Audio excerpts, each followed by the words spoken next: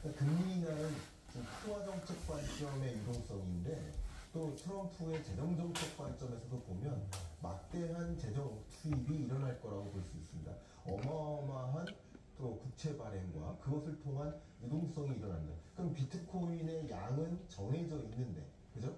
공급량은 정해져 있는데 그걸 제약하는 요구하는 게 있을 것이고 유동성은 늘어난다. 그러면 상대적으로 가치는 올라갈 거라고 기대하시는 분들이 계신단 말이에요. 예. 그런 관점에서 상대적으로 국내장을 포기하고 비트코인이나 미국장을 선택하는 그런 움직임이 상당 부분 일어나고 있다라고 해석하는 것도 있습니다. 그러면 지금 국내 증시가 왜 이렇게 힘을 못 쓰고 있는 겁니까? 네, 역시 트럼프의 당선과 관련해서 연동지어서 설명을 드려보면 어쨌든 트럼프라는 인물 대행은 관세 전쟁이라고 우리는 표시를 해야 됩니다.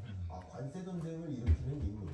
그 관세 전쟁은 특히 보편 관세를 끌어올리겠다. 이것도 중요한 표현이지만 가장 중요한 타겟은 중국입니다. 대중국 관세를 최소 60%, 최대 100%를 매기겠다라는 것입니다. 그러면 중국을 견제하려는 움직임이 결국 중국 증시를 괴롭히겠죠. 그러면 중국만 괴롭힐 것인가? 그럼 중국 증시를 안 좋게 영향을 미치겠지만 또 중요한 것은 중국에 의존하고 있는 중국의 무역 의존도가 상대적으로 높은 나라. 우리나라가 가장 대표적이죠. 그러면 우리나라도 미국에 수출을 많이 하지만 사실은 중국에 수출을 하고 중국을 우회해서 수출하는 품목들이 많은데 사실은 미국이 중국에 대해서 높은 관세를 부과하면 우리나라가 중국으로 수출하는 그 수출 물량도 상당한 지장을 받을 수밖에 없습니다. 결국 그런 것들이 이제 트럼프 당선과 함께 미국 증시 올라가고 일본 증시도 굉장히 괜찮게 평가를 받았는데 중국 증시와 한국 증시는 부정적으로 평가받는 것도 바로 그런 영향이라고 평가해 볼 수 있겠습니다. 네. 지금 국내 투자자의 미국 주식 투자가 급증을 하면서 그 보유액이 1,000억 달러를 처음 넘었습니다. 한 140조 원 정도 되는 건데 우리나라에 좀 투자를 해야 될 돈이 다 이제 그쪽으로 흘러가는 거 아니냐 이런 우려가 있거든요. 네, 굉장히 안타까운 일이죠. 그러니까 우리 주식 투자하면 통상 우리 시청자 여러분들께서 생각하실 수 있는 것이 나의 주머니, 나의 호주머니 이렇게만 생각하실 수도 있지만 사실은 이 주식 투자로 인해 들어가는 그 돈은 이 실물 경제를 선순환하게 만드는 거예요. 기업 입장에서는 이 주식 투자 자금은 결국 자기 자본금입니다. 자기 자본금이 늘어나면 그만큼 기업은 또 신규 투자를 또 단행할 수 있고 미래 신산업을 도전할 수 있고 그게 우리 경제를 선순환하게 만들 수 있고 신산업을 도전하는 과정에서 또 신규 고용을 창출할 수 있고 신규 고용이 일어나니까 그게 또 역시 취업자들을 중심으로 소비를 또 할 수 있고 그게 우리 한국 경제를 선순환할 수 있게 만드는 것인데 근데 자꾸 이 돈이 오히려 미국으로 쏠리고 비트코인으로 쏠리고 한국 증시로 안 쏠리고 또 그마저 그 돈이 한국 부동산으로만 쏠리고 이렇게 되면 한국 경제는 언제 도약하냐 이거죠. 언제 성장하냐 이거죠. 참 이런 현상들은 좀 안타깝겠다. 그래서 우리 한국 경제의 또 도약을 그림그리기 위해서 2025년에 경제성장 방향성을 좀 고민하는 데 있어서 지금 금리를 인하하는 피벗의 시대답게 어떻게 하면 이 유동성이 한국 증시로 또 가급적이면 쏠릴 수 있도록 또 선순환을 유도할 수 있도록 그런 장치들을 더 많이 마련하는 그런 노력도 강구해야 되는 순간이 아닌가 이런 생각도 해봅니다. 국내 증시, 국내 투자 얘기하다 보니까 어느 쪽이 수혜를 받을까? 트럼프 당선인이 윤석열 대통령과 전화 통화하면서 조선업 얘기를 했다고 알려져 있단 말이죠. 조선업 분야를 기점으로 다른 관련 수혜 기업들이 관련 산업들이 이번에는 좀 등을 볼까요? 네, 이 부분 제가 좀 강조해서 말씀드리겠습니다. 물론 조선업 영역에서 우리나라 조선사들이 세계 최대 조선 기업이라는 것은 너무나 자명한 사실인 거 맞습니다. 물론 선박 건조량만 본다면 중국이 절대적으로 한국보다 많은 건조량을 기록하고 있는 건 사실이지만 이 선박에 있어서도 고부가가치 선박이 있고 혹은 저부가가치 선박이 있는데 고부가치 선박 영역, 고품질 그리고 최첨단 선박 이렇게 생각해 보면 우리나라가 압도적으로 기술력에서 앞서가고 있다는 것을 먼저 강조하겠습니다. 예. 그러면 어쨌든 뭐 선박 조선 영역에서 중국이 설사 앞선다 하더라도 트럼프가 중국에 전화해서 선박 협조를 구할 수는 없지 않겠습니까? 어쨌든 그런 면에서 우리한테 전화를 한 건데 제가 이 부분 좀 강조해서 말씀드릴게요. 예. 그러면 정말 미국 입장에서 그냥 조선 강국이니까 조선 협조해달라고 그냥 인사치레로 이야기한 것일까? 저는 아니라고 생각합니다. 정말 수요가 있을까? 이 부분이 사실 언론에 많이 이야기가 안 나왔는데 예. 제가 이 부분을 그림을 많이 그려봤습니다. 트럼프는 어떤 고민을 할까? 트럼프의 고민은 무엇일까?를 놓고 좀 생각을 해봤는데 트럼프가 가지고 있는 큰 그림은요. 모자 위에 쓰여 있습니다. 마가 Make America Great Again. 예. 마가의 그림은 뭐냐면요. 완성은 뭐냐면 미국 내 밸류체인을 완성하겠다. 첨단산, 뭐 자율주행차를 비롯해서 우주산업, 또 반도체 이 모든 첨단산을 미국 내에 가져오겠다요. 그러기 위해서 관세율도 끌어올리고 금리도 인하하고 이렇게 하겠다. 근데 많은 분들이 우려하는 것이 그 그림대로 안 될 수 있다. 뭐냐면 관세율을 끌어올리고 또 뭐 부자 감세하고 뭐 이렇게 하다 보면 인플레이션이 자극되는 거 아닌가. 특히 그것을 이제 트럼플레이션이라고 하죠. 트럼플레이션 나타나면 금리 인하 못하는 거 아닌가. 이런 이야기 많이 하거든요. 근데 트럼프라는 인물은 바이든을 지적하면서 인플레이션을 일으킨 자다라고 유세 현장에서 계속 얘기했어요. 그래서 절대적으로 인플레이션을 막을 거야.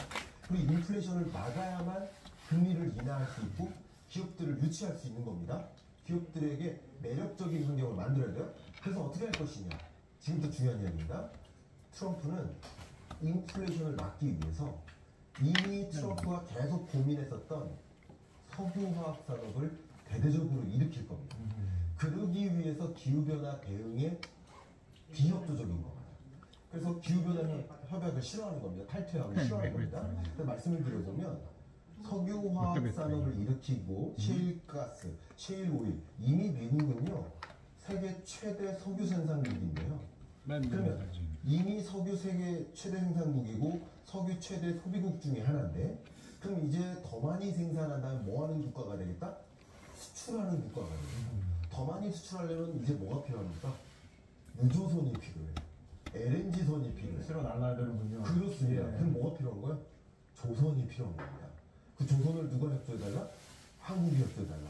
저는 그냥 뻔한 표현으로 조선을 협조해달라는 표현이 아니라 트럼프가 그림 그리고 있는 그 그림상에 분명히 저는 이게 있다라고 저는 추정을 하고 있고요. 물론 이런 시나리오는 추정과 추정하에 그림을 그리는 것인데 저는 그런 의견으로 말씀을 드리는 것이고 이게 저는 트럼프의 주력 산업이니까 트럼프가 밀고 있는 이 석유화학 산업이 주력 산업이니까 이게 가능한 시나리오다라고 생각하고 그래서 조선 산업에서의 기회가 분명히 있을 수 있다라고 의견을 드리고요.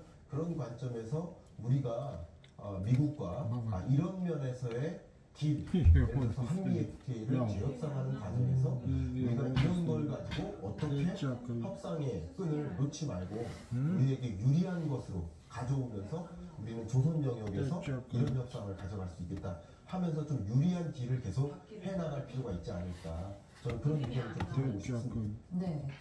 그러면 대선 전부터 트럼프를 적극 지지하던 일론 머스크가 이번 대선 승리의 가장 큰 수혜자가 아니냐 이런 분석도 나오고 있더라고요. 그렇습니다. 테슬라가 주가가 연일 고공 행진 중이죠. 네, 그렇습니다. 뭐 워낙 뭐 테슬라 하면 뭐 유명한 뭐 기업이고 그리고 어디 이걸로 너무나 듣고 있어.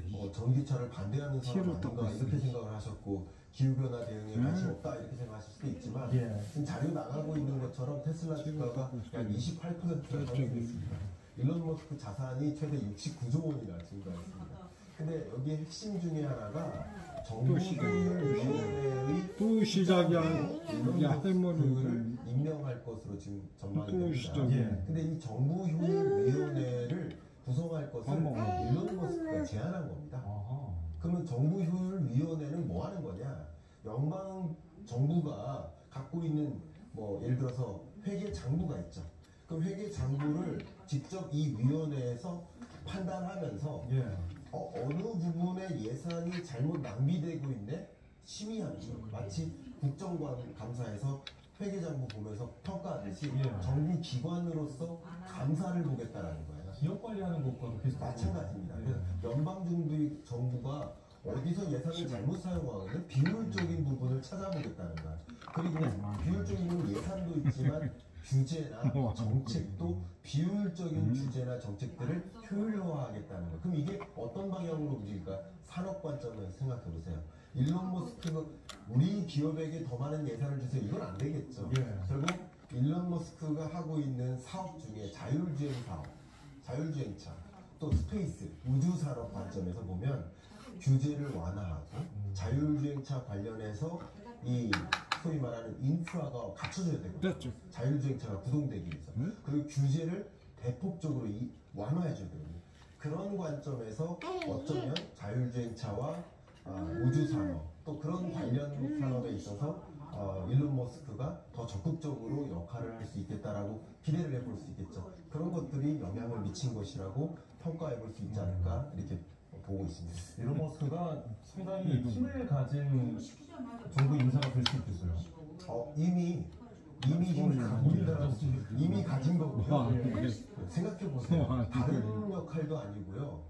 정부가 지출하는 예산을 통제하는 인물이에요. 굉장한 힘 아닙니까? 그렇죠. 정부가 집행하고 있는 정책과 규제를 이게 옳다 그러다라는 것을 평가하는 역할이에요. 예. 굉장히 중요한 요직이라고 저는 생각합니다. 이러다 보면 뉴욕 증시가 계속해서 오르고 있는데 트럼프 랄리 언제까지 계속되겠습니까? 저의 의견을 드린다면 일단 선행성이라는 관점에서 생각을 해봤을 때는 트럼프가 집권을 하기 전까지는 적어도 이런 랠리가 이어질 가능성이 높겠다라고 보고 있고요. 통상적으로 이제 주가의 움직임은 하반기, 연말 산타랠리라고 하죠. 그런 흐름하고도 연관될 수 있고 또 금리 인하 기조하고도 연관될 수 있기 때문에 아마도 25년 그렇죠. 새 정부가 미국의 새 정부가 시작되기 전까지는 그런 흐름이 이어질 수 있고 새 정부가 시작되면 정말 그런 정책들로 차질 없이 이어질까 하는 것들을 또 따져보는 국면이 있거든요. 예. 네, 그럴 때 실망하는 일들도 분명히 있을 것이기 때문에 선행성이라는 이 단어 생각해 보신다면 오히려 그 전에 정부가 들어서기 전에 이런 흐름이 이어질 것이다라고 저는 판단하고 있습니다. 이렇게 큰 흐름 중에 이제 풍향기라고 할 수 있는 금리, 네. 금리는 어떻게 더 내려갈까요? 네, 저의 의견을 한번 드려보면 예. 일단 독립성의 기초에서 의견을 드리면 미국이 생각하고 있는 중립금리, 그러니까 지금은 피벗의 시대입니다. 저도 매년 경제전망서를 쓰고 있고 그 경제전망서의 제목을 피벗의 시대라고 정리했던 것처럼 이 피벗의 시대의 의미는 그냥 완화의 시대와는 다릅니다. 예. 대대적으로 금리 인하하는 것과는 차이가 있습니다. 중립금리를 찾아서 금리를 정상화하는 과정이에요. 그러면 미국이 생각하는 중립금리는 현재 3.0% 정도 됩니다.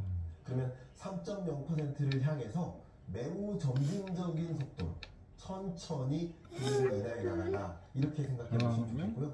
25년이 끝나는 게 아니라 26년까지 천천히 금리를 인하해 나갈 것이다 이렇게 의견을 드려보고 싶습니다.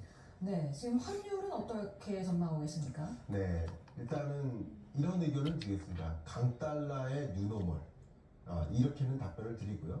그렇다고 해서 1,400원이라는 강달러가 뉴노멀일까? 이렇게는 의견을 드리고 싶진 않습니다. 1,400원은 이례적인 강달러고요. 그동안의 뉴노멀에 해당되는 원달러 환율은 1,100원에서 1,200원 사이였어요. 근데 1,100원에서 1,200원 사이의 원달러 환율은 이제 다시 만나기가 쉽지 않겠구나. 그건 뉴노멀 자체가 아니고요. 새로운 뉴노멀을 있는 원달러 환율은 이제 오히려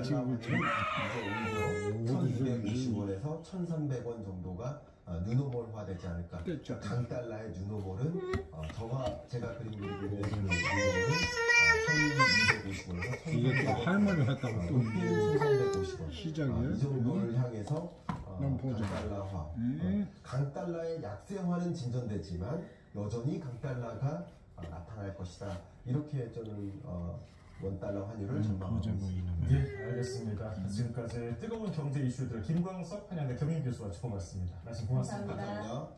됐죠.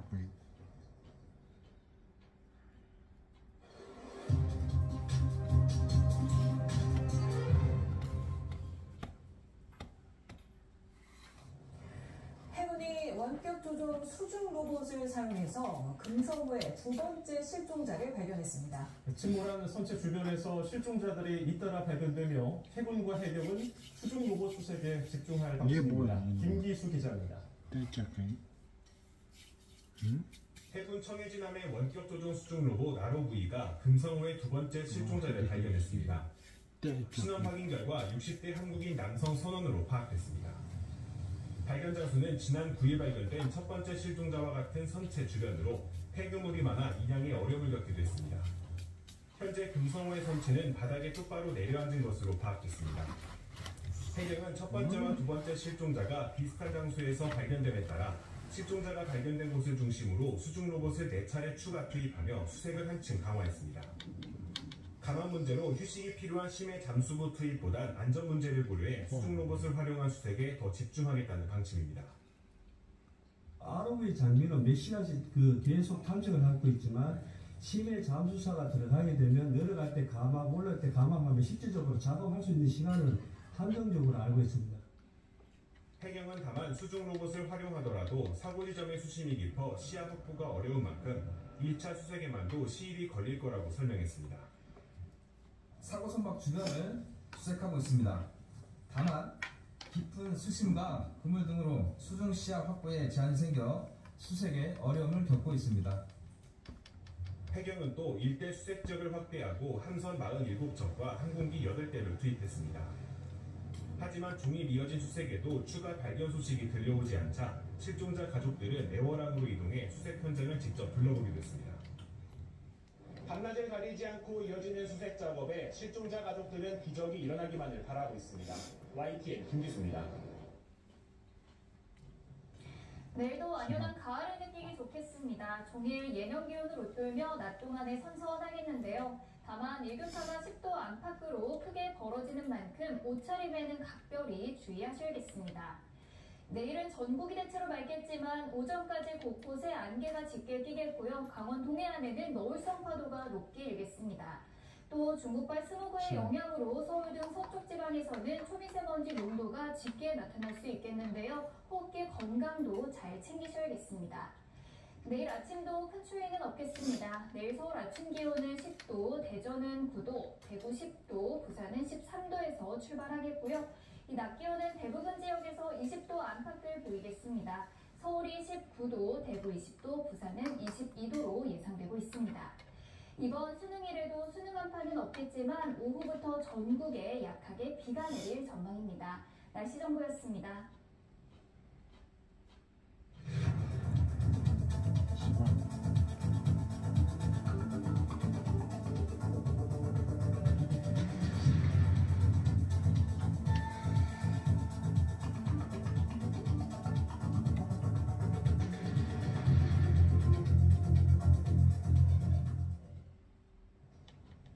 더불어민주당이 수사 범위를 줄이고 제3자가 특검을 추천할 수 있도록 한 김건희 여사 특검법 수정안을 제출하기로 했습니다. 윤석열 대통령 제2후보권 행사로 재표결에 붙여질 때를 대비해서 여당의 이탈표를 노린 포석이라는 분석도 나옵니다. 이준혁 기자입니다. 민주당이 오는 14일 국회 본회의에 올릴 세 번째 김건희 여사 특검법을 수정하겠다는 뜻을 내비쳤습니다. 13개 의혹에 달했던 수사 범위는 도이치모터스 주가 조작과 명태균 씨로부터 촉발된 공천 선거 개입 의혹으로 축소하고 제3자 추천 방식도 수용하겠다고 밝힌 겁니다. 우리 민주당이 꼭 그를 관철시키기 위해서 이렇게 하는데도 국민의힘 한동훈 대표나 국민의힘 대통령실 반대할 수 있습니까? 민주당이 수정안 카드를 꺼내든 이유는 반복되는 제2요구, 즉 거부권 정국을 돌파하기 위해선 여당 이탈표가 필수란 판단 때문으로 보입니다. 특히 당 차원의 탄핵이나 임기 단축 개헌 공세는 자제하고 있는 상황에서 특검 압박은 최대치로 끌어올리겠다는 의도도 깔려있다는 분석입니다. 한동훈 대표와 국민의힘은 독소조항 운운하는 핑계는 그만대고 직접 국민께서 납득 가능한 안을 제시하십시오. 국민의힘은 특검 수정안은 이재명 대표 1심 선고를 앞두고 시선에 흩뜨리려는 교만하고 얕은 실수라고 비판했습니다. 특히 기존 10수개 의혹을 다루려던 특검법이 얼마나 무리한 것이었는지 자인하는 것이라고 쏘아붙였습니다. 김건희 특검법이 그치. 얼마나 엉터리였는지를 사실상 잘못 안 보여주는 거 되는 아니겠습니까? 거지. 법원의 선고가 내려지면 민주당의 갈팡질팡은 더욱 심각해질 것으로 보입니다. 추경호 원내대표도 특검법을 야당이 강행 처리하는 즉시 윤석열 대통령에게 제2요구를 건의하겠다고 밝혔고, 한동훈 대표는 드릴 말씀이 없다며 말을 아꼈습니다. 다만 친한계는 물론 친윤계 일각에서도 야당 단독 추천 등 독소 조항을 뺀 특검법을 선제적으로 받자는 의견이 제기돼 왔던 게 변수로 꼽힙니다. 뺀 부분을 가지고 냈더라고 특검에 대해서 논의를 할 수 있는 그런 시점이 오고 있지 않는가. 민주당은 장외 집회와 서명운동 등 특검 처리를 위한 여론전 수위를 날로 높이고 있습니다. 반면 여당 내에선 특검인 곳 탄핵의 징검다리라는 인식이 적지 않습니다. 오는 14일 국회 본회의 투표 결과가 주목되는 2위입니다. YTN 이준혁입니다. 검찰이 공천 개입 의혹 사건의 당사자인 김영선 전 의원과 명태균 씨의 구속영장을 청구했습니다. 창원지방검찰청은 오늘 정치자금법 위반 혐의로 김영선 전 의원과 명태균 씨의 구속영장 청구서를 법원에 접수했다고 밝혔습니다. 이들의 구속 여부를 결정하는 영장실질심사는 이르면 오는 14일쯤 창원지방법원에서 열릴 예정입니다. 그렇지. 이재명 더불어민주당 대표의 공직선거법 위반 혐의 1심 선고 공판이 나흘 앞으로 다가온 가운데 방청권 신청이 시작됐습니다. 서울중앙지방법원은 오늘부터 내일까지 홈페이지를 통해 36석의 방청권 신청을 받습니다. 법원은 선고 법정을 기존의 재판이 열리던 30여 석 규모 소법정에서 100여 석 규모 중법정으로 옮겼습니다. 의료대란 해소 방안을 논의하기 위해 출범한 여야 의정 협의체가 12월 말까지 의미 있는 결과를 도출하겠다고 밝혔습니다. 여당목 대표로 참석한 국민의힘 김성원 의원은 협의체는 12월 말까지 운영하지만 가능하면 그 전에 국민께 크리스마스 선물을 안겨드리도록 노력하겠다고 말했습니다. 야당이 불참한 데에는 한동훈 대표가 큰 안타까움을 나타냈다고 한지아 수석 대변인이 전했습니다. 더불어민주당은 의정 갈등 해소 방안을 논의하기 위한 여의정 협의체가 야당 없이 출범한 걸 두고 전공의와 의견 교수가 빠져 신화성을 둘러싼 비판이 있다고 지적했습니다. 박주민 당 의료대란 대책특위위원장은 국민의힘 정책실이 휴일인 어제 협의체 출범식 참석 요청 공문을 메일로 보내고 연락이 없었다며 일정을 제대로 전달받은 바 없다고 주장했습니다. 여야 의정 협의체가 첫 회의를 개최했지만 정작 전공의 대표는 무의미하다고 평가절하했습니다. 이거 치워야지. 박당 대한전공의 협의회 비대위원장은 국민의힘 한동훈 대표가 전공의와 의대생 없이 대화하겠다는 한강한 동의를 하고 있다며 한 대표가 2015년 의대 모집 정지와 업무 입장부터 명확히 바꿔야 한다고 SNS에 적었습니다. 이거 치워야지 이놈아. 일본 이시바 총리가 재지명 선거를 통해 네가 할 일을 총리로 치워야지, 다시 선출되면서 일단 한숨은 돌렸습니다. 하지만 과반에 미달한 여당을 이끌고 국정을 이끌어야 하는 데다가 저조한 내각 지지율을 반등시켜야 하는 데는 여전히 험로가 예상됩니다. 한국에서 김세호 이놈아. 일본 특별국회에서 진행된 총리 지명 선거. 안녕히 계세요. 1차 투표에서 과반을 얻은 후보가 없어 1위인 이시바 총리와